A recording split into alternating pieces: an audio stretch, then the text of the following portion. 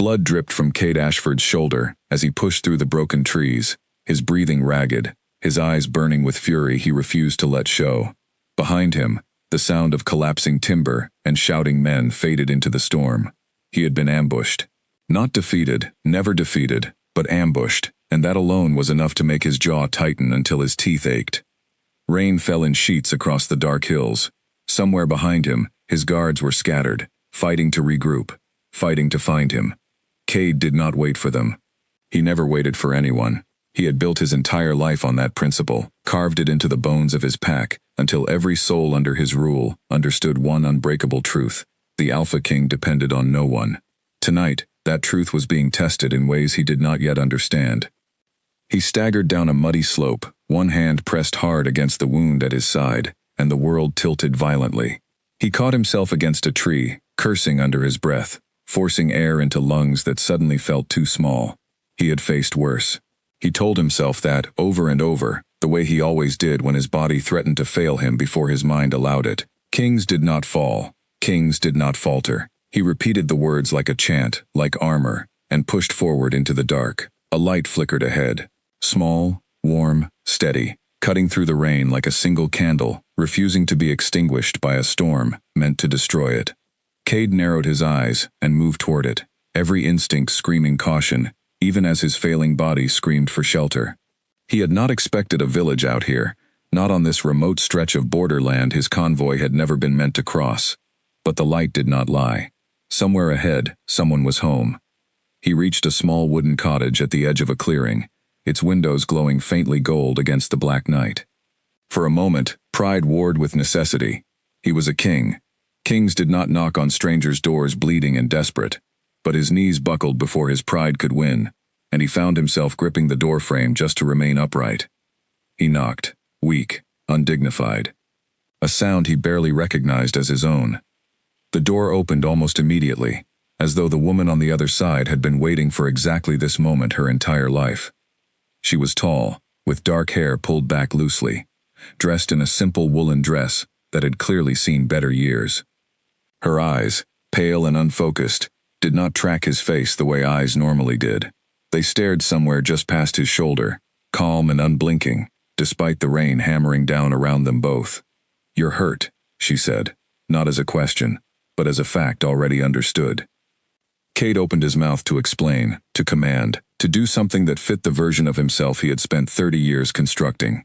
Instead, his legs gave out entirely, and the last thing he registered before the world went dark was the surprising strength of her arms catching him before he hit the ground. When he woke, the storm outside had softened into a gentle patter against the roof. He was lying on a narrow bed, his shirt removed, a clean bandage wrapped tightly around his ribs. The pain had dulled to a low throb, manageable now instead of blinding. Somewhere nearby, a fire crackled, and the smell of herbs and boiling water filled the small room. He turned his head and found the woman sitting at a wooden table a few feet away, her hands moving with practiced precision as she ground something in a stone bowl. She worked without hesitation, without needing to look at what she was doing, and it took him a long moment to understand why. Her eyes. They never moved toward the fire, never flickered toward the window, never reacted to the light at all. She was blind. Cade said nothing, watching her with the same calculating focus he used on rival alphas and battlefield strategies, trying to understand what he was looking at. A blind woman living alone at the edge of a forest, treating a stranger's wounds in the middle of a violent storm, without fear, without hesitation, without a single question about who he was, or why he had appeared at her door bleeding and half-conscious. "You're awake," she said, still facing the bowl in front of her. "Good. I was starting to think I'd have to carry you myself, and you are not a small man." Despite the pain radiating through his side, Cade felt something close to surprise tug at the corner of his mouth. No one spoke to him like that. No one dared. "Where am I?" he said, his voice rough. "My home," she answered simply. "Somewhere you clearly weren't planning to be tonight." "You should know who I am," he said, the words leaving his mouth before he could stop them. Some deeply ingrained instinct, demanding the reaction he was used to. The reaction every stranger gave him, the moment his identity became clear.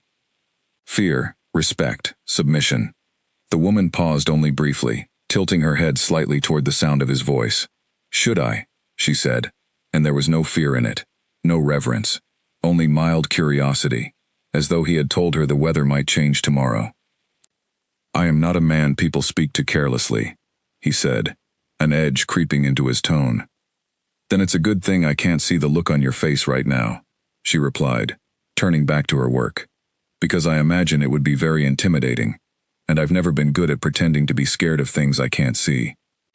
For a long moment, Cade simply stared at her, utterly unsure of what to say. He had spent his entire adult life learning how to read people, how to use silence and presence to bend rooms to his will. None of that mattered here. She could not see his expression, could not be cowed by the weight of his stare, could not be manipulated by the careful control he wielded over every other person who crossed his path. It was, he realized with quiet unease, the first genuinely honest conversation he had experienced in years. "You should be more careful," he said finally, unwilling to let the moment pass without asserting some form of authority, however small. "Letting strangers into your home during a storm." "You were bleeding on my porch," she said. "What would you have preferred I do? Ask for references first?" A short, surprised huff of laughter escaped him, before he could stop it, and the sound seemed to startle them both. "What is your name?" he asked, quieter now. "Elena," she said. "Elena Hart. And before you ask, no, I don't need your name. Names don't mean very much to me. I judge people by their voice, their manners, and whether or not they try to order me around in my own house." Cade's jaw tightened slightly at that, some old familiar instinct rising in his chest, the instinct that expected obedience the moment he opened his mouth. He pushed himself up slightly against the pillow, wincing as pain flared through his side. "Lie back down," Elena said immediately, not even turning around. "You'll open the wound again, and then I'll have to redo all that work, and frankly, my hands are tired." "I don't take orders," he said, the words automatic, practiced, worn smooth from decades of repetition. "You do in my house," she said simply, finally turning to face him, her unfocused eyes steady, despite seeing nothing at all. "Everyone does.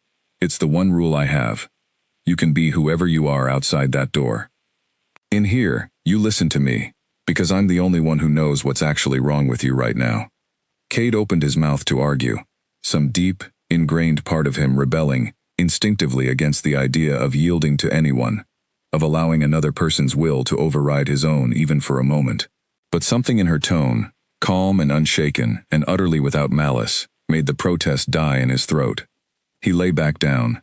It was such a small thing, an insignificant, temporary concession, made purely out of practicality, he told himself.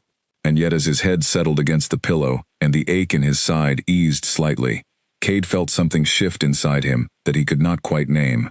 A door he had sealed shut long ago, creaking open just slightly, letting in air he had forgotten he needed. Outside, the storm raged on, indifferent to kings and rebellions, and the fragile new silence settling over the small cottage.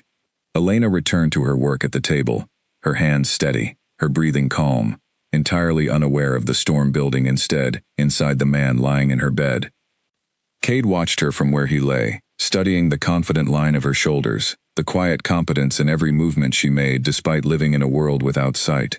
He had ruled over thousands. He had crushed uprisings, silenced rivals, built an empire from discipline and fear. And yet here, in this small candlelit room, none of that meant anything at all. For the first time in longer than he could remember, Cade Ashford did not know what to do next. The fire crackled low, casting long shadows across the wooden walls. Somewhere out in the storm, his guards were searching, calling his name into the wind, desperate to find their king, before something worse happened. But inside the cottage, time seemed to slow, wrapped in an unfamiliar quiet that felt less like danger, and more, unsettlingly, like peace. Elena finished grinding the herbs into a fine paste and rose from her chair, moving toward the bed with the same effortless certainty she used for everything else. She reached out, her fingers finding the edge of the bandage with practiced ease, checking the wound beneath without a single wasted motion. "You're lucky," she said quietly. "A little deeper, and you wouldn't have made it to my door." "I don't believe in luck," Cade said. "You will," Elena replied, "after tonight." He wanted to argue, wanted to remind her exactly who he was, and exactly how little luck had to do with his survival. But looking up at her calm, unreadable face, illuminated softly by firelight she could not see, the words simply refused to come. Instead, for the first time in longer than he could remember, Cade Ashford said nothing at all, and let someone else take control. Outside, thunder rolled low across the hills, and the storm showed no sign of ending. Inside, something far more dangerous than any rival pack had already begun. The unshakable Alpha King, feared by every soul in his territory, had just met the one person in the world who had no reason to fear him back. And neither of them yet understood how much that single truth was about to change everything. Morning light filtered weakly through the small window, gray and hesitant, as though the storm had not fully decided to release its grip on the valley. Cade woke slowly, disoriented by the unfamiliar ceiling above him, the unfamiliar smell of dried herbs and wood smoke, the unfamiliar silence that came without guards stationed outside a door. For a brief, disorienting moment, he forgot who he was. Then the ache in his side reminded him, sharp and insistent, and the memories of the previous night came rushing back. The ambush, the storm, the cottage, the woman.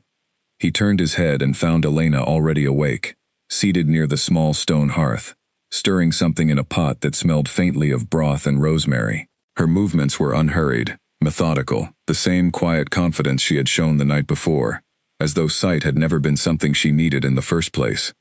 "You're staring," she said without turning around, which is a strange thing to do to someone who can't see it. Cade blinked, caught off guard. "How did you know I was awake?" "Your breathing changed," she said simply. "It does that. Also, you groaned a little when you tried to sit up, though I imagine you'd rather I hadn't mentioned that." He scowled, though there was no real heat behind it.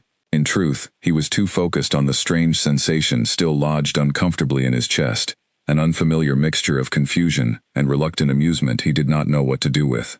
"I need to find my men," he said, pushing himself upright, despite the ache in his side.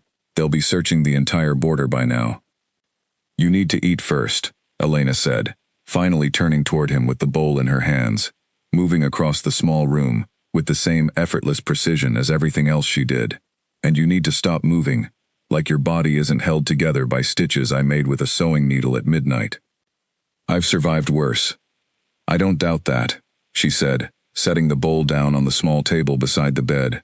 "But surviving worse doesn't mean you should go looking for it again 5 minutes after waking up." Cade opened his mouth to argue, some old reflex demanding he assert control over the situation, over her, over anything within reach. But the smell of the broth reached him then, warm and rich, and his stomach twisted with a hunger he hadn't realized he felt. Reluctantly, he reached for the bowl. "Careful," Elena said. "It's hot." "I'm aware," he muttered, though he hadn't been, and the sharp sting against his fingers proved her right, almost instantly. He set the bowl down with more force than necessary, jaw tightening. Elena, somehow, seemed to know exactly what had happened without needing to see it. "Told you," she said, and there was the faintest note of amusement in her voice. Quickly hidden, but not quickly enough. "You find this entertaining," Cade said flatly. "A little," she admitted. "It isn't every day a stranger stumbles into my home covered in blood, refuses every piece of advice I give him, and then still manages to burn himself on soup less than an hour later." Despite himself, Cade felt the corner of his mouth twitch upward. It was such a small, insignificant reaction, and yet it felt strangely foreign on his face, like a muscle he had forgotten how to use. They ate in silence for a while, the fire crackling softly between them, the storm outside finally beginning to fade into a gentle drizzle. Cade found himself watching her again, unable to stop the quiet fascination building steadily beneath his ribs. She moved through her small home with total certainty, never reaching blindly, never hesitating at a doorway or stumbling over furniture. It was as though the space around her existed entirely within her mind, mapped and memorized down to the smallest detail. "How long have you lived here alone?" he asked finally, unable to keep the question contained any longer. Elena's expression shifted, something guarded settling briefly over her features, before smoothing away again. "Long enough," she said, her tone carefully neutral. "Why do you ask?" "Curiosity," he said. "It isn't common to find someone living this far from a village, especially not alone." I prefer alone, she said simply. Alone doesn't ask questions. It has no right to ask. The words landed with more weight than she likely intended, a quiet warning wrapped in careful politeness. Cade, who was used to reading the smallest shifts in tone and posture during negotiations with rival alphas, recognized immediately that he had touched on something she did not wish to discuss. For once, he chose not to press further, though the restraint felt strange and unfamiliar, like wearing another man's skin. Fair enough, he said instead, and returned his attention to the broth. They fell into another silence, though this one felt lighter than the first, less like tension, and more like two people slowly learning the shape of each other's presence. Outside, the rain finally stopped entirely, and pale sunlight began to creep through the clouds, illuminating the small cottage in soft golden light that Elena would never see, but that Cade found himself unable to look away from. You still haven't told me your name, she said after a while, breaking the quiet. Cade hesitated. In every other context, his name carried weight, carried fear, carried consequences he had spent years cultivating. Speaking it here, in this small room, felt oddly like handing her a piece of armor he wasn't entirely certain he wanted to give away. Cade, he said finally. Just Cade, she said, testing the word. For now, he replied, unwilling to offer more than that. Elena tilted her head slightly, clearly sensing the evasion but choosing, much like he had, not to push. Well, Cade, she said, you're healing faster than I expected, which either means you're stronger than most men who wash up on my porch, or you're too stubborn to admit when you're still hurt. Perhaps both, he admitted. Most likely both, she agreed. A knock sounded suddenly at the door, sharp and urgent, followed immediately by the muffled shouting of familiar voices. Cade's guards had finally found him. He felt an unexpected flicker of reluctance at the sound, a small, stubborn part of him wishing for just a few more minutes in the quiet, unguarded world Elena's cottage had somehow created. Elena rose immediately, moving toward the door without hesitation despite the unfamiliar voices outside. Cade caught her wrist gently before she could open it, an instinct rising in him he did not fully understand. Let me, he said. She paused, clearly surprised by the request, her sightless eyes turning toward him with quiet curiosity. It's my house, she said. And they're my men, he replied. It would be easier if I explained first. For a long moment, neither of them moved, his hand still resting lightly around her wrist, the air between them charged with something neither seemed willing to name. Finally, Elena nodded once, stepping back to allow him room. Cade opened the door to find his guards standing in the muddy clearing outside, relief and alarm warring across their faces at the sight of their king, alive, wounded, and standing in the doorway of a stranger's cottage with no explanation ready. Your Majesty, the lead guard said, bowing quickly. We feared the worst. Behind him, Cade heard Elena go very still. Your Majesty. The words hung in the quiet morning air, impossible to take back, impossible to soften. Slowly, Cade turned to look at her, watching as understanding settled over her face, her expression shifting from confusion into something far more complicated. She had spent the entire night speaking to him as an equal, scolding him, teasing him, treating him exactly like any other stranger who had stumbled bleeding into her home. Now she knew precisely who she had been speaking to all along, and Cade found himself bracing for the moment everything between them would inevitably change. Elena's face had gone carefully blank, the same practiced neutrality she likely used whenever the world revealed something she wasn't prepared for. Cade watched her, waiting, half expecting the shift he had seen 1,000 times before, in 1,000 other people, the moment they learned his title. The sudden stiffening, the forced humility, the fear disguised as respect. Instead, Elena simply crossed her arms and said, You could have mentioned that. The guards outside stiffened visibly, clearly unused to hearing anyone address their king with such casual irritation. Cade felt the corner of his mouth twitch again, that same unfamiliar reflex from earlier threatening to become a habit. Would it have changed anything? He asked. No, Elena admitted, but I would have enjoyed being smug about it a little longer before finding out. A short, surprised laugh escaped him before he could stop it, drawing startled looks from his guards, who exchanged uncertain glances behind him. Cade Ashford did not laugh, not in front of his court, not in front of his enemies, and certainly not standing in the doorway of a stranger's cottage while injured and half-dressed.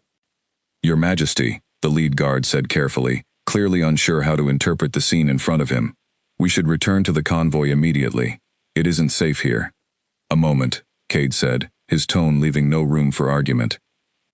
He turned back to Elena, who had already begun retreating slightly into the safety of her own composure, her expression smoothing into something more distant, more guarded. He recognized it instantly, the same defensive posture he adopted whenever vulnerability threatened to show through the cracks of his control. "Thank you," he said quietly, meaning it more than the simple words conveyed, "for last night. You would have died on my porch otherwise," she said, though the sharpness in her voice had softened considerably. It seemed rude to let that happen. "Still," he said, "thank you." Elena said nothing for a long moment, her sightless eyes fixed somewhere near his chest, her expression unreadable. Finally, she nodded once, stiffly. "You're welcome, Your Majesty." The formal title, delivered with obvious discomfort, landed strangely between them, a wall rising where none had existed just minutes earlier. Cade found himself disliking the sound of it far more than he expected. "Cade," he corrected. "You called me Cade all night. No reason to stop now." "Seems disrespectful," Elena said, considering. "Considering what?" he asked. "Considering you're apparently a king," she said, "and I spent half the night telling you to lie down and stop being difficult." "And you were right to," he said. "I'd prefer that didn't change, simply because you now know my title." Behind him, his guards shifted uncomfortably, clearly unaccustomed to their king speaking so plainly, so informally, with anyone outside his closest circle. Cade ignored them entirely, his focus remaining fixed on Elena, whose expression had shifted once more into something cautiously curious. "That's an unusual request," she said slowly, "from a man who apparently expects the entire world to bow to him." "Perhaps," Cade said. "I'm tired of everyone bowing." The words surprised even him as they left his mouth, honest, in a way he hadn't intended, revealing more than he typically allowed himself to admit, even in private. Elena tilted her head slightly, clearly considering his words with the same careful attention she gave everything else. "That's a dangerous thing for a king to admit," she said finally. "Then it's fortunate," he replied, "that you're the only person who heard it." A guard cleared his throat, pointedly behind them, and Cade reluctantly acknowledged the passage of time, the responsibilities waiting for him beyond this small clearing, the entire kingdom that could not simply pause because he had found an unexpected moment of peace he wasn't ready to release. "I have to go," he said. "I assumed," Elena replied. "Kings tend to have places to be."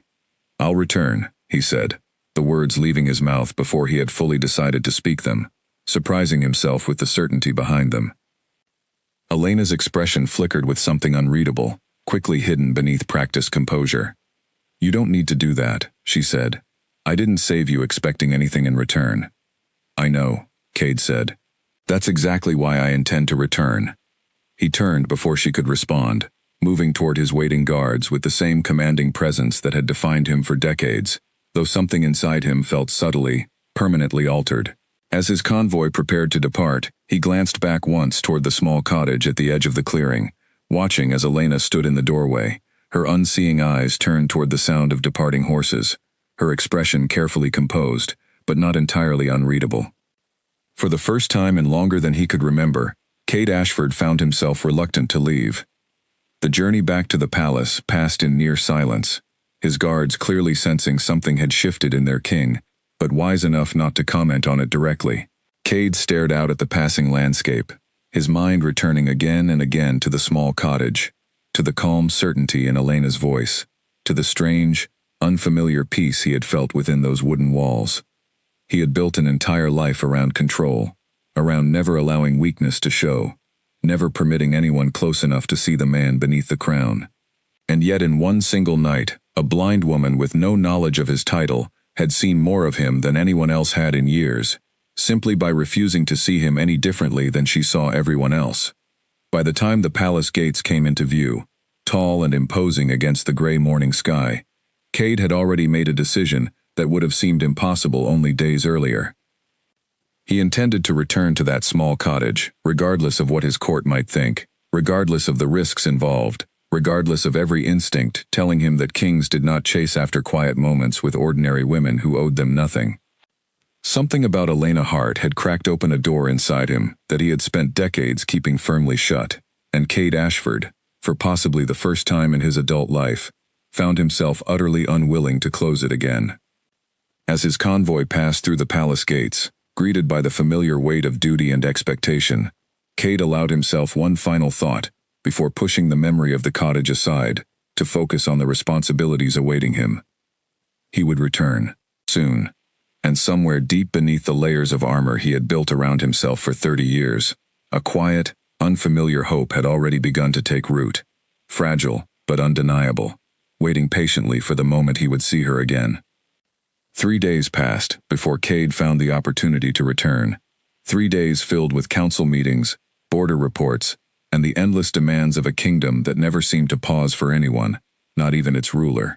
Each night, as he sat alone in his private chambers reviewing documents by candlelight, his mind drifted unwillingly back to the small cottage at the edge of the forest, to the sound of Elena's voice, calm and unbothered, cutting through the noise in his head like nothing else ever had. He told himself it was simple curiosity, a debt owed, a promise made, nothing more. He did not believe it, not entirely, but it was the explanation he offered his advisors when he announced, much to their visible confusion, that he intended to personally deliver supplies to a remote village on the border, rather than sending servants to handle the task. "Surely this is beneath your Majesty's attention," his closest advisor, an older man named Edwin, said carefully during their morning meeting. "A simple debt of gratitude can easily be repaid through proper channels." "I'm aware," Cade said, not looking up from the reports in front of him. "I prefer to handle it myself." Edwin exchanged a glance with the other council members present, clearly sensing something unusual in his king's behavior, but wise enough not to press the matter further. Cade had built his reputation on decisiveness, not sentimentality, and the sudden shift in his priorities had not gone unnoticed. By the time Cade arrived back at the small clearing, the afternoon sun hung low and golden over the trees, casting long shadows across the familiar wooden cottage. He dismounted alone this time, having left his guards a respectful distance away, unwilling to overwhelm the quiet space with unnecessary presence. He knocked, and this time, when the door opened, Elena's expression shifted immediately into something warmer, more relaxed, before quickly settling back into careful composure. "You actually came back," she said, sounding genuinely surprised despite herself. "I said I would," Cade replied. "Kings say a lot of things," she said, stepping aside to let him enter. "I didn't expect follow-through to be one of your strong qualities." "You wound me," he said dryly, stepping into the familiar warmth of her home. "I doubt that very much," Elena replied, closing the door behind him. "You seem like the type of man who's difficult to wound, physically or otherwise." Cade said nothing, watching as she moved toward the small kitchen area with the same effortless certainty he remembered from before, filling 2 cups with tea she had apparently just finished preparing. He found himself studying her again, unable to fully suppress the quiet fascination that had followed him relentlessly since leaving her cottage days earlier. "How are your ribs?" she asked, setting 1 cup down near him, without needing to check where his hands were. "Healing," he said. "Thanks to you." "Good," she said. Then my midnight stitching skills weren't wasted. They settled into an easy rhythm, the same unguarded conversation from before, returning almost immediately, despite the days apart. Cade found himself relaxing in a way he rarely allowed, the careful control he maintained everywhere else in his life, loosening slightly within the walls of her small home. "Can I ask you something?" he said eventually, watching her carefully as she settled into the chair across from him. "You can ask," Elena said. "I make no promises about answering." "Fair enough," he said. "How long have you been blind?" Her expression flickered, that same guarded shadow from their first conversation, passing briefly across her features, before smoothing away. For a moment, Cade thought she might refuse to answer entirely, might retreat behind the same careful walls she had raised before. "Since I was 15, she said finally, her voice quieter than before. "There was a fire. I don't remember much of it, honestly, just heat and smoke, and my mother screaming somewhere I couldn't reach." Cade went very still, something sharp and unfamiliar tightening in his chest. "I'm sorry," he said. and meant it more deeply than the simple words conveyed. "It was a long time ago," Elena said, though her tone suggested the wound remained far from healed.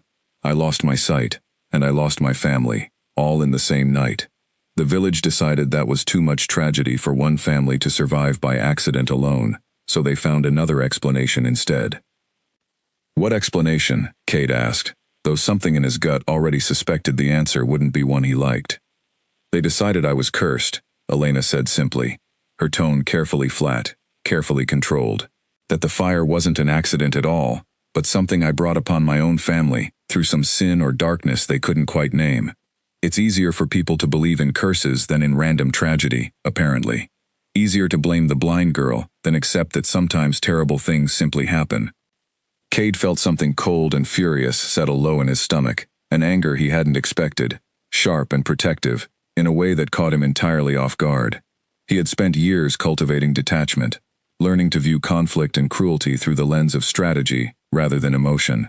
And yet hearing Elena describe the injustice done to her, delivered in that same carefully controlled voice she used to hide every genuine feeling underneath, something inside him rebelled violently against the unfairness of it.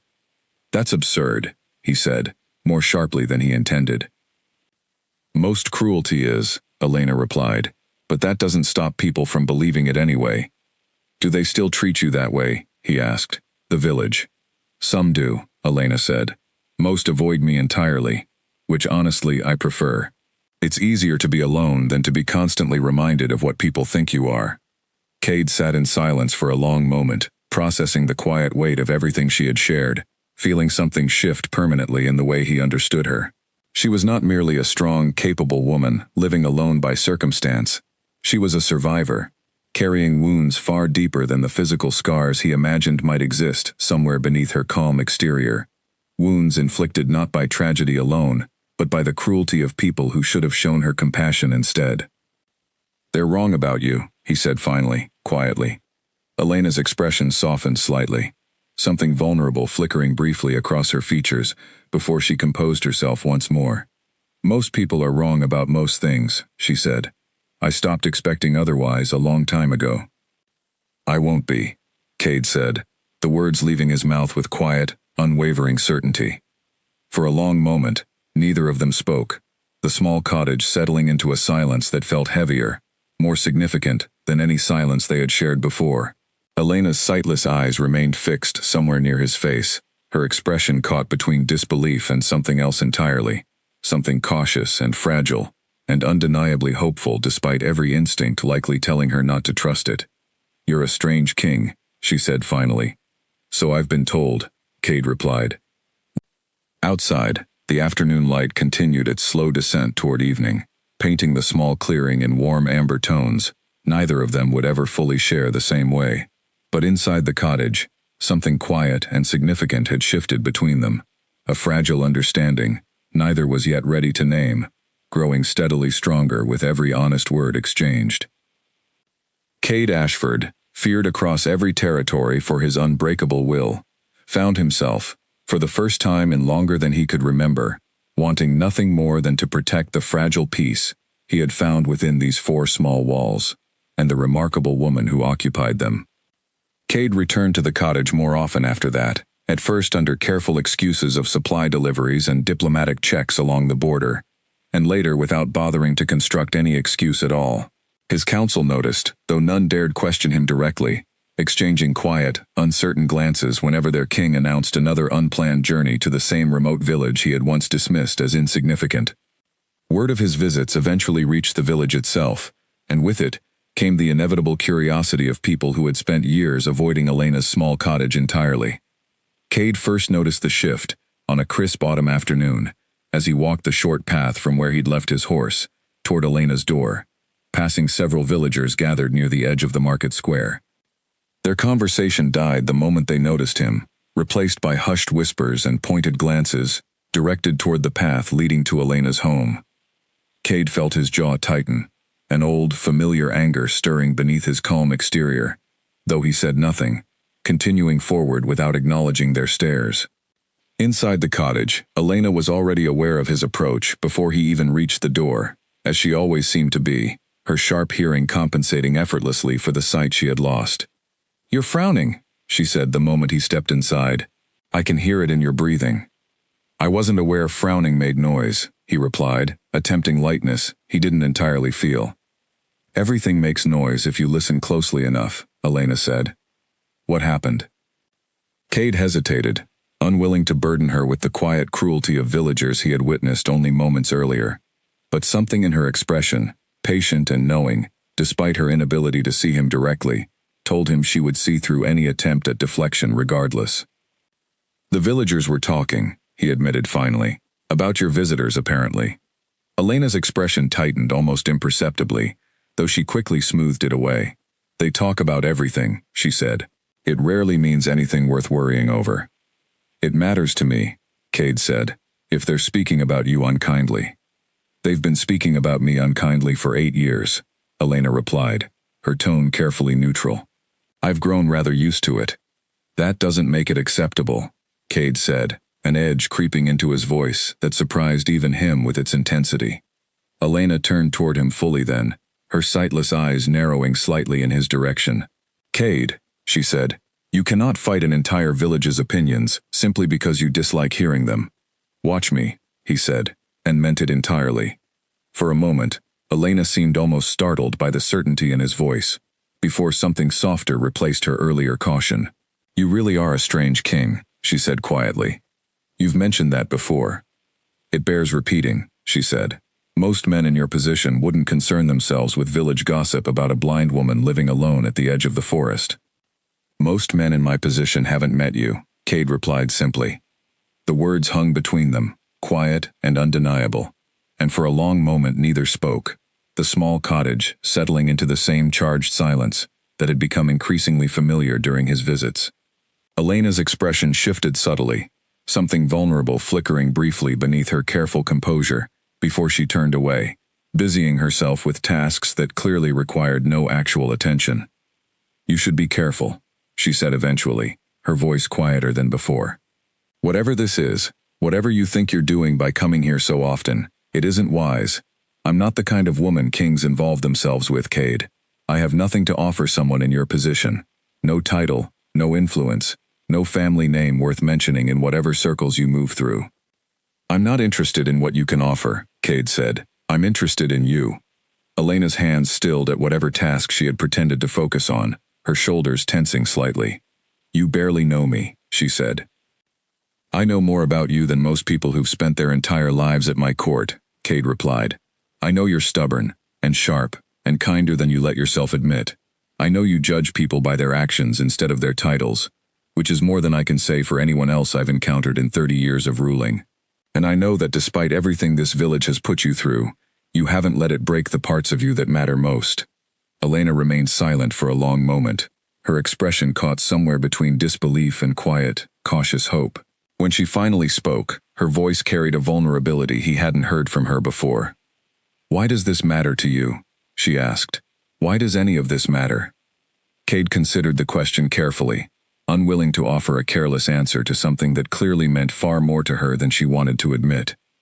"Because for the first time in longer than I can remember," he said finally, "I feel like myself around you. Not the king everyone expects, not the ruler everyone fears, just myself. And I'm not entirely certain what to do with that, except keep returning to the one place I've found it." Elena's breath caught softly, and for a long moment she said nothing at all, her sightless eyes fixed somewhere in his direction, her expression open and unguarded in a way he hadn't witnessed before. Finally, she spoke, her voice barely above a whisper. "That's a dangerous thing to admit to someone like me," she said. "Why?" Cade asked. "Because I might start believing it," Elena replied, "and I'm not certain I can survive being wrong about someone again." The quiet admission struck him harder than he expected, revealing a fragility beneath her careful strength that made him understand, more fully than before, exactly how much courage it must have taken her to let him in at all, both into her home and into whatever fragile space existed between them now. "You won't be wrong," Cade said, closing the distance between them slowly, giving her every opportunity to step away if she wished. She didn't.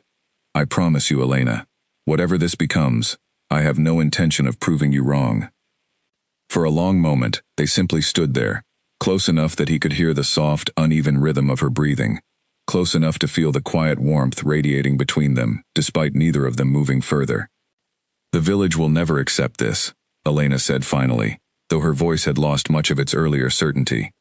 "The village," Cade said quietly, "has never determined what I accept." Outside, the afternoon sun continued its steady descent, casting long golden shadows through the small cottage windows. Inside, something fragile and undeniable had begun taking root between them, growing steadily stronger despite every obstacle standing in its way, despite every reason either of them might have to remain cautious.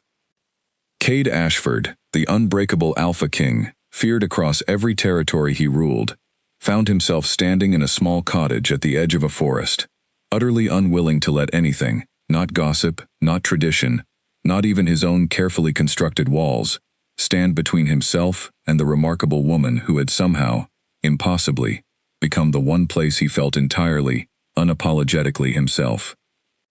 The sound of horses arrived without warning, on a cold morning nearly a month after Cade's first visit, thundering down the narrow path toward Elena's cottage with an urgency that immediately set both of them on edge. Cade rose quickly from where he had been sitting near the fire, every instinct sharpening into alertness as the sound grew closer.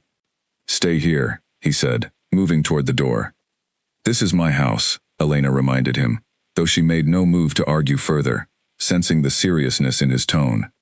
Cade stepped outside, just as a group of his guards arrived, their expressions tense and urgent in a way that immediately confirmed something significant had happened. Edwin, his senior advisor, dismounted quickly, his usual composed demeanor replaced by visible concern. "Your Majesty," Edwin said, "we've received word of unrest along the eastern border. The Draven Pack has been making movements that suggest they intend to test our defenses." Cade's jaw tightened, old instincts sharpening immediately, despite the reluctance he felt at having this quiet corner of his life interrupted so abruptly. "How serious?" he asked. "Serious enough that your council believes your presence is required immediately," Edwin replied. "There are also concerns, Your Majesty, regarding your prolonged absences from the palace. Rumors have begun circulating." "What kind of rumors?" Cade asked, though something in Edwin's careful tone already suggested he wouldn't like the answer. Edwin hesitated, glancing briefly toward the cottage behind Cade, before returning his attention to his king. "Rumors regarding your visits here," he said carefully. "Some among the council fear your attention has been divided at a time when unity and strength are most needed. Others simply wish to understand your intentions before speculation grows beyond your control." Cade felt a familiar tightness settle in his chest, the collision of two worlds he had spent the past month carefully keeping separate, now forcing itself into uncomfortable proximity.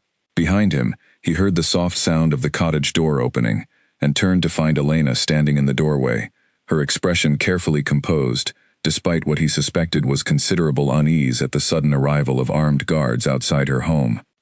"Is everything all right?" she asked, directing the question toward Cade specifically, her sightless eyes turned unerringly in his direction, despite the presence of strangers.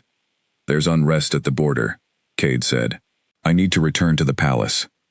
Elena nodded slowly, her expression giving little away, though Cade had spent enough time with her now to recognize the subtle tension in her shoulders, the careful control she exerted over her own reaction. "Then you should go," she said simply. "Elena," Cade began, but she shook her head gently, cutting him off. "You're a king first, Cade," she said quietly. "Whatever this is between us, it doesn't change that. Your people need you." Cade studied her for a long moment, torn between the responsibilities awaiting him and the reluctance he felt at leaving her, especially now that outside forces had begun intruding on the fragile peace they had built together. Finally, he stepped closer, lowering his voice despite the audience of guards watching nearby. "This isn't finished," he said. "Whatever waits for me at the palace, it doesn't change what's happening here." "I know," Elena said softly, though uncertainty lingered beneath her words despite her attempt to hide it. Cade turned reluctantly toward his waiting guards, his mind already shifting toward the responsibilities awaiting him, though a persistent unease remained lodged uncomfortably in his chest as he mounted his horse and prepared to depart. The ride back to the palace passed in tense silence, Edwin occasionally attempting conversation regarding border strategy, though Cade found his attention repeatedly drawn back toward the small cottage receding steadily behind them. By the time they arrived at the palace gates, his focus had shifted entirely toward the political crisis awaiting him, though the quiet unease regarding Elena's safety remained firmly present beneath the surface. The council chamber buzzed with tension the moment Cade entered. Advisors and generals already gathered around a large map detailing recent movements along the eastern border. He listened carefully as reports were delivered, the Draven Pack's increasing aggression laid out in stark detail, their intentions toward Ashford territory becoming increasingly clear with each passing report. "They believe you've grown distracted, Your Majesty," one general said carefully. "Word of your extended absences has reached beyond our borders. Some interpret it as weakness." Cade's expression remained carefully neutral, though internally, he recognized the danger in allowing personal matters to compromise the stability he had spent decades building. "Then we'll remind them precisely why that assumption is mistaken," he said firmly. The following days passed in a blur of strategic meetings, border inspections, and careful negotiations, meant to reinforce the strength of his territory, without descending into unnecessary conflict. Throughout it all, thoughts of Elena remained persistently present beneath the surface of every decision he made, a quiet counterweight to the demands pulling him in every other direction. It was during a particularly tense council meeting, nearly a week after his abrupt departure from the cottage, that Edwin approached him privately, his expression carefully guarded. "Your Majesty," he said quietly, "I feel obligated to inform you of certain concerns regarding your continued association with the woman in the border village." Cade's expression hardened slightly. "Speak plainly, Edwin." "There are those within the council," Edwin continued carefully, "who question the wisdom of maintaining ties with someone so far removed from your position. Beyond that, Your Majesty, there are whispers that her presence has become known beyond our territory. If the Draven Pack, or others seeking to exploit perceived weakness, were to learn of her significance to you—" Cade's stomach twisted sharply at the implication, understanding immediately the danger Edwin was carefully outlining. Elena, living alone and unprotected at the edge of his territory, had inadvertently become a potential target simply through her connection to him, a vulnerability his enemies would not hesitate to exploit, if given the opportunity. "Are you suggesting I abandon her?" Cade said, his voice low and dangerous. "I'm suggesting," Edwin said carefully, "that Your Majesty consider the risks involved, both to the stability of your throne and to the woman herself, should this association become common knowledge among those who wish us harm." Cade said nothing for a long moment, the weight of Edwin's warning settling heavily across his shoulders. He had spent 30 years building an impenetrable reputation, a fortress of control and discipline that had kept both himself and his territory safe from every threat that dared challenge it. And yet in a single month, a blind woman living quietly at the edge of his lands had become a vulnerability he hadn't anticipated, a weakness his enemies would undoubtedly exploit the moment they discovered her significance. The realization did not frighten him nearly as much as it should have. Instead, standing in his council chamber, surrounded by advisors urging caution and restraint, Cade Ashford found himself making a decision that would have seemed impossible only weeks earlier, one that would soon force him to choose between the careful control that had defined his entire reign and the fragile, undeniable connection he had found with a woman who saw him more clearly than anyone else in his kingdom ever had, despite never once seeing his face. Cade returned to the cottage under the cover of early evening, unwilling to wait any longer, despite the mounting pressures at the palace. He arrived without his usual entourage, having slipped away from the council chamber, with only Edwin's reluctant knowledge, driven by an urgency he refused to ignore any longer. Elena opened the door before he even knocked, her expression a mixture of relief and carefully guarded caution. "I wasn't certain you'd return," she admitted, stepping aside to let him in. "I told you this wasn't finished," Cade said, closing the door behind him. "A week is a long time for a man with an entire kingdom demanding his attention," Elena said, though the sharpness in her tone had softened considerably. "I need to speak with you about something important," Cade said, his tone serious enough that Elena's expression immediately shifted into focused attention. "That sounds ominous," she said carefully. "It's a precaution," Cade said, "though I understand if it feels sudden." He explained everything as clearly as he could, the growing tension along the border, the concerns his council had raised regarding her safety, the very real possibility that his enemies might attempt to use her connection to him as leverage against his throne. Elena listened in silence, her expression growing increasingly troubled as the full weight of the situation became clear. "You believe I'm in danger," she said finally, once he had finished. "I believe it's a possibility I'm not willing to risk," Cade said. "Which is why I need to ask you something, and I need you to understand, I'm not asking lightly." Elena's breath caught slightly, her sightless eyes fixed steadily in his direction, despite the uncertainty evident in her posture. "Ask," she said. "Come to the palace," Cade said. "Under my protection, formally, as someone under the crown's care. It would remove any question of vulnerability, and it would allow me to ensure your safety properly, rather than relying on distance and secrecy that clearly hasn't been enough." Elena remained silent for a long moment, processing the weight of his request. "That's a significant thing to ask," she said finally. "Moving to a palace I've never seen, surrounded by people who will undoubtedly question my presence, all because of a connection that's barely a month old." "I know," Cade said. "I wouldn't ask if I believed there was another option that guaranteed your safety as effectively." "And what happens," Elena asked carefully, "when your council objects? When the nobles at your court decide a blind woman from a border village has no place among them?" "They'll adjust," Cade said firmly.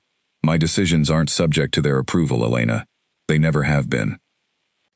Elena considered this for a long moment, her expression caught between apprehension and something more vulnerable, something that looked remarkably like hope despite her evident caution. "This is a lot to ask of someone you've known for barely a month," she said quietly. "I'm aware," Cade said. "But I've spent 30 years making decisions based on strategy and calculation, and every instinct I have tells me this is not a mistake, regardless of how quickly it's happened." For a long moment, neither spoke, the small cottage settling into a silence heavier than any they had shared before.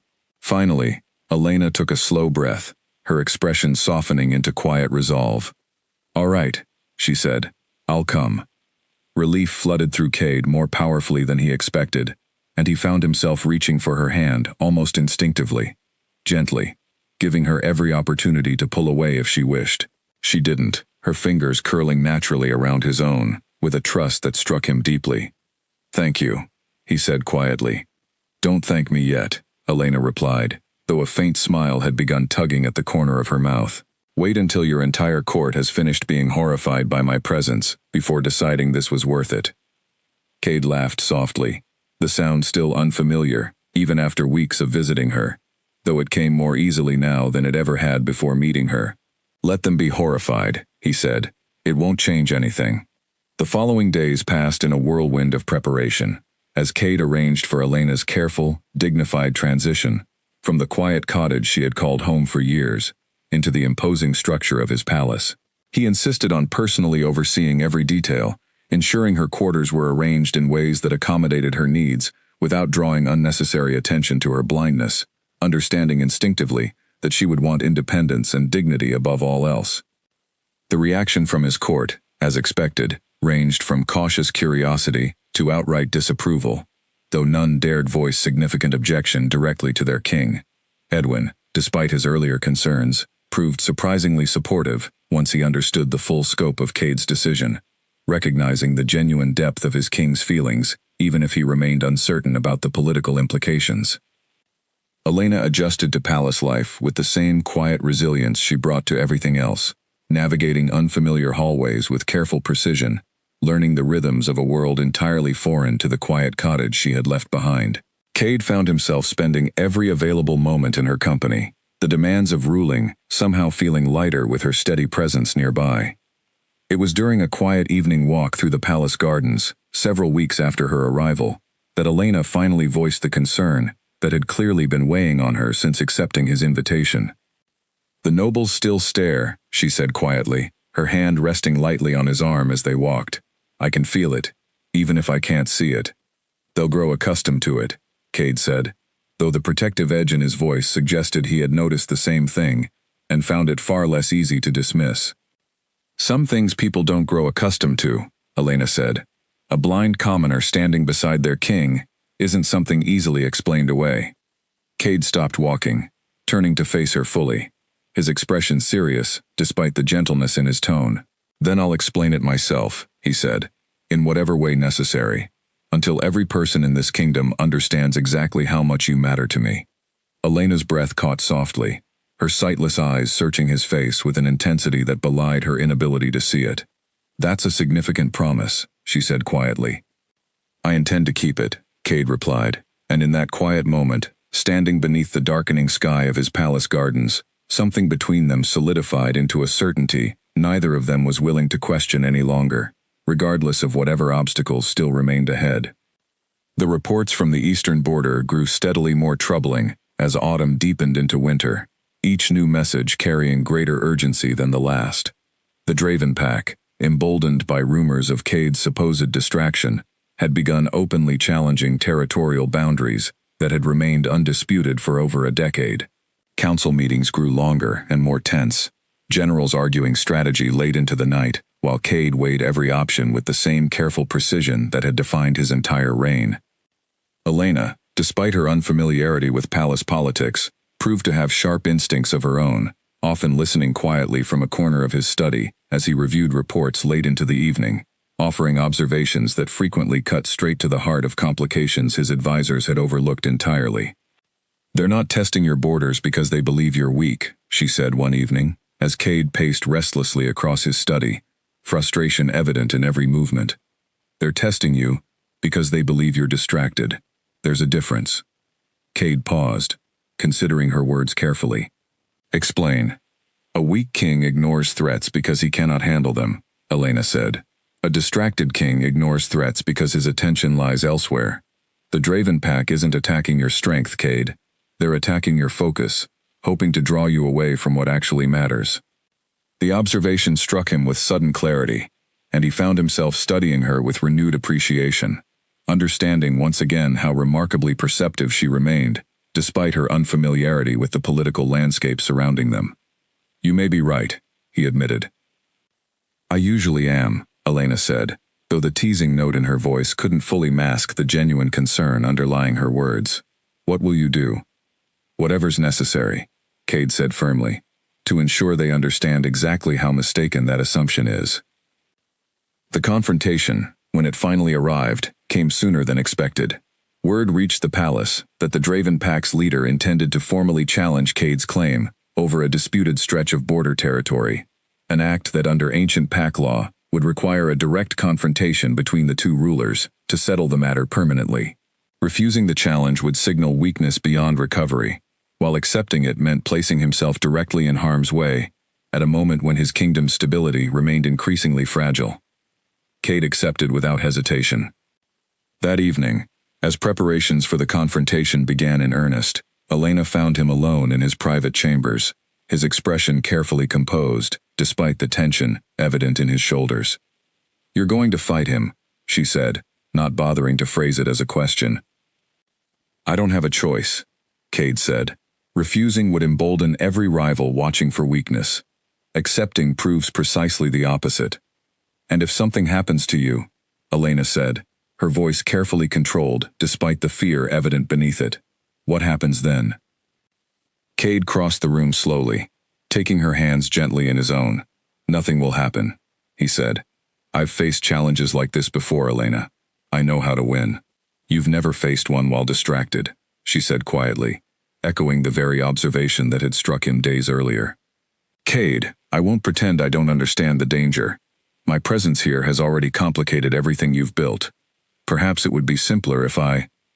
Don't, Cade said firmly, cutting her off before she could finish the thought.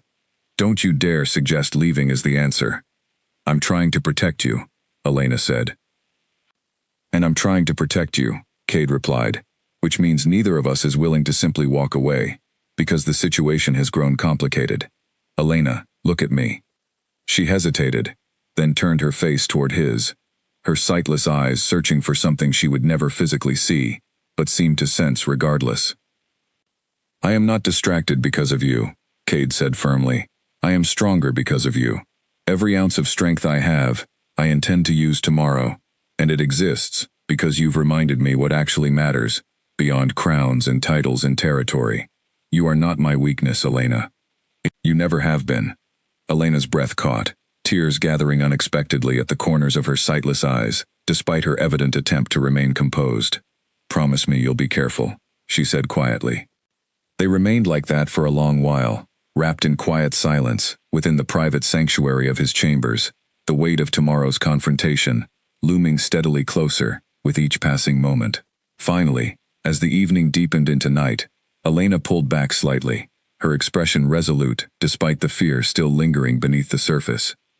"There's something else," she said. "Something I need to tell you, regardless of what happens tomorrow." "Anything," Cade said. "I love you," Elena said simply, the words carrying a vulnerability she had clearly guarded carefully, until this exact moment. "I wasn't certain I would ever say that to anyone again, not after everything the village put me through, not after learning to trust no one beyond myself.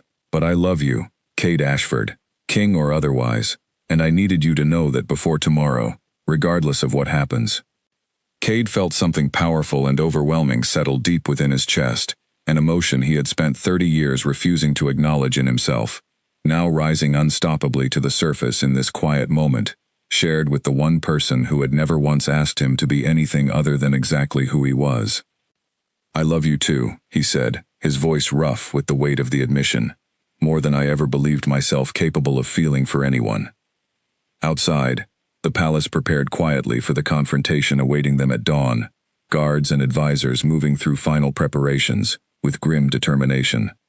But within the private sanctuary of Cade's chambers, two people who had found each other against every conceivable circumstance held tightly to one another, drawing strength from a connection neither fully understood, but both refused to question any longer. Tomorrow would bring whatever challenges awaited them. Tonight, they simply allowed themselves to exist within the quiet certainty of a love that had somehow, impossibly, become the truest thing either of them had ever known. Dawn arrived cold and clear over the palace grounds, the training courtyard transformed overnight into a formal arena, where nobles and advisors gathered in tense silence to witness the confrontation between two rival rulers. Cade stood at the center, dressed in simple, practical clothing rather than ceremonial armor, his expression calm and focused, despite the enormity of what awaited him.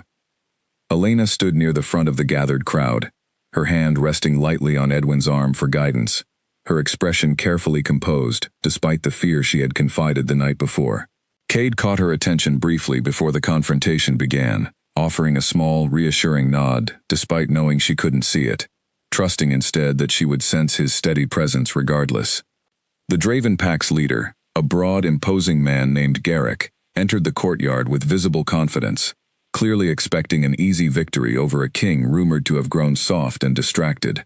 His expression shifted slightly upon seeing Cade's calm, unwavering focus, though he quickly masked whatever uncertainty had briefly flickered across his features. "Ashford," Garrick said, his voice carrying easily across the silent courtyard. "I'd heard rumors you'd lost your edge. Perhaps those rumors were exaggerated." "Perhaps," Cade said simply. "You should have verified your information before challenging a claim you were never going to win." The confrontation that followed tested every ounce of skill and discipline Cade had cultivated over decades of rule, Garrick proving a formidable opponent whose confidence, while initially misplaced, was not entirely unfounded.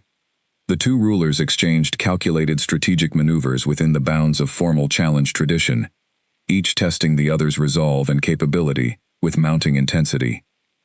Throughout the confrontation, Cade found his focus sharper than it had been in years, every distraction and uncertainty falling away entirely, replaced by absolute clarity regarding exactly what he was fighting to protect.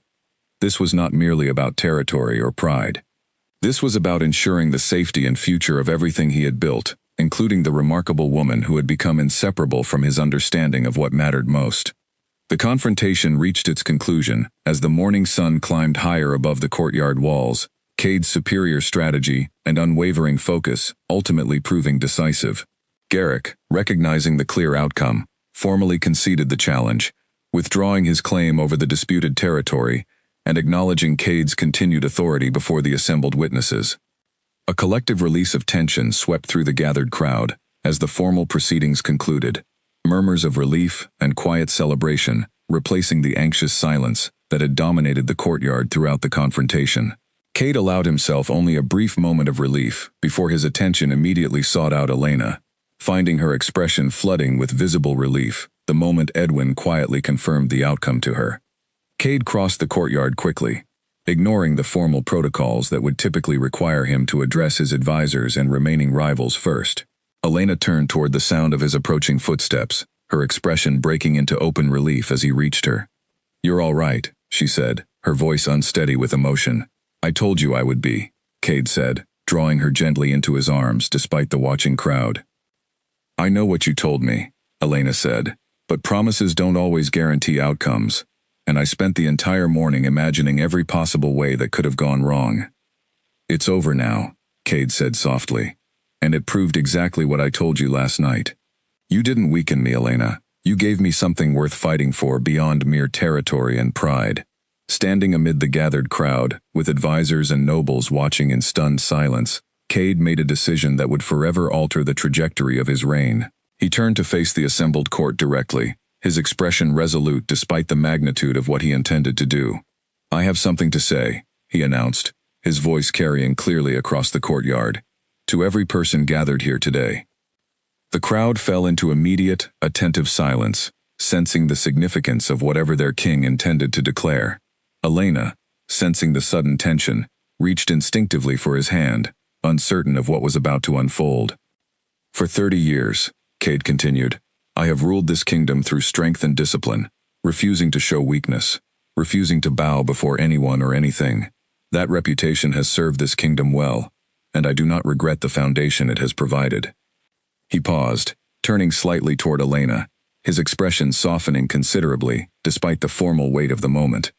"But strength without purpose is simply cruelty, waiting for an excuse," he continued. "And I have found, in this remarkable woman, a purpose I never knew I was missing. Elena Hart has shown me more honesty, more genuine understanding, than 30 years at this court ever provided. She has never once cared for my crown, or my title. She has cared only for the man beneath them, flawed and imperfect as he is."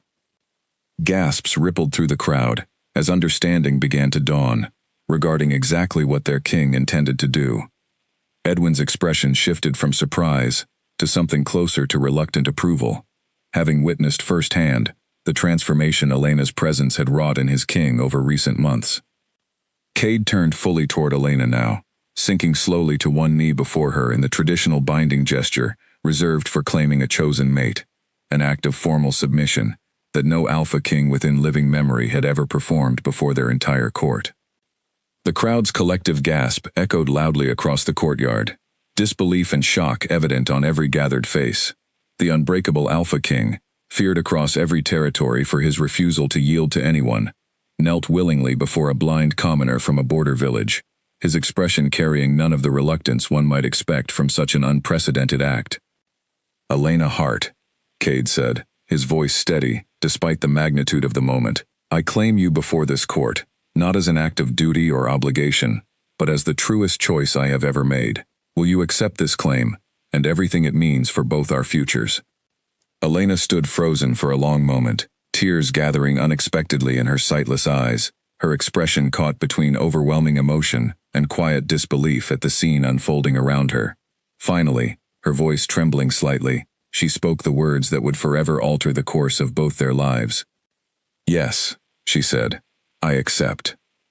The courtyard erupted into stunned, uncertain applause, advisors and nobles struggling to reconcile the image of their unbreakable king, kneeling before them with the reputation he had spent decades cultivating. But Cade, rising slowly to his feet and drawing Elena into his arms despite the watching crowd, felt no regret whatsoever regarding the choice he had just made. He had spent 30 years believing strength meant refusing to bow before anyone. Standing now with Elena held securely in his arms, surrounded by a court still processing the unprecedented act they had just witnessed, Cade finally understood the truth he had been missing all along. True strength was not measured by what a king refused to yield. It was measured by what he was willing to sacrifice for something worth protecting, and Cade Ashford had never felt more powerful than he did in this exact moment, kneeling before the one person who had ever truly seen him. News of the formal claiming spread rapidly beyond the palace walls, reaching every corner of the Ashford territory within days, and eventually rippling outward to neighboring kingdoms and rival packs alike. The reaction, as expected, ranged from disbelief to open speculation regarding the stability of Cade's rule. several rival leaders quietly wondering whether the unprecedented act signaled vulnerability they might exploit. They were, as the following weeks would prove, entirely mistaken. Rather than weakening Cade's authority, the formal claiming seemed instead to solidify his reputation in unexpected ways. Word spread of the confrontation with Garrick, of Cade's decisive victory achieved despite claims of distraction, and slowly, rival factions began reconsidering assumptions of weakness that had briefly encouraged their aggression. A king willing to kneel for something he believed in, they realized, was not a king who could be easily manipulated through calculated pressure or threat. Elena adjusted to her new role with the same quiet resilience that had defined her throughout every previous chapter of her life, learning the responsibilities and expectations of her position with careful determination, despite the unfamiliarity of it all. Cade remained constantly by her side during those early weeks, ensuring her transition remained as smooth as possible, despite the inevitable challenges of adapting to an entirely new world. The court, gradually, began shifting its perception of her as well. Advisors who had initially regarded her presence with skepticism found themselves increasingly impressed by her sharp intelligence, her unflinching honesty, and the remarkable calm she brought to situations that would have overwhelmed someone less resilient. Even those who had privately doubted Cade's decision found themselves grudgingly acknowledging that Elena Hart possessed exactly the qualities their kingdom needed in a queen, regardless of her humble origins or her blindness. Word eventually reached the border village that had once shunned Elena so thoroughly. The same villagers who had labeled her cursed, now forced to reconcile that judgment with the reality of her new position at the highest levels of power within their territory. Cade, upon learning the full extent of the cruelty she had endured, made a quiet but deliberate decision to ensure her formal recognition included a public acknowledgement of the injustice she had suffered, a message delivered clearly to every corner of his kingdom that such treatment would no longer be tolerated under his rule.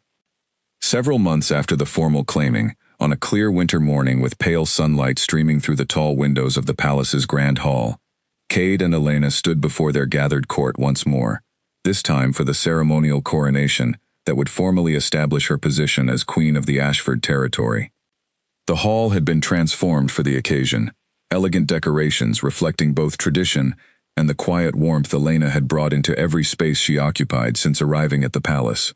Nobles and advisors gathered in respectful silence, their earlier skepticism long since replaced by genuine anticipation for the ceremony about to unfold.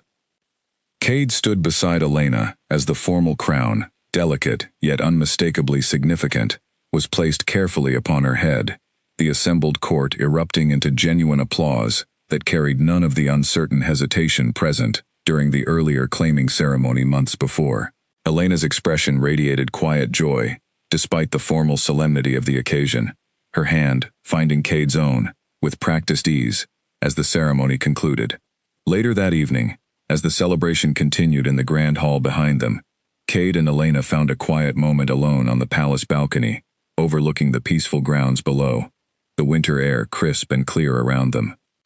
"Queen Elena," Cade said softly, testing the sound of her new title with quiet reverence. "It suits you." "It still feels strange," Elena admitted, leaning comfortably against him. "A village outcast becoming queen. If someone had told me a year ago this would be my life, I would have assumed they were speaking about someone else entirely." "Perhaps," Cade said, "but I suspect the universe knew precisely what it was doing, even if neither of us could have predicted it." Elena laughed softly, the sound warm and genuine in the quiet evening air. "You've grown remarkably sentimental for a man once known throughout every territory as unbreakable and unyielding," she said. "I've had excellent inspiration," Cade replied, drawing her closer.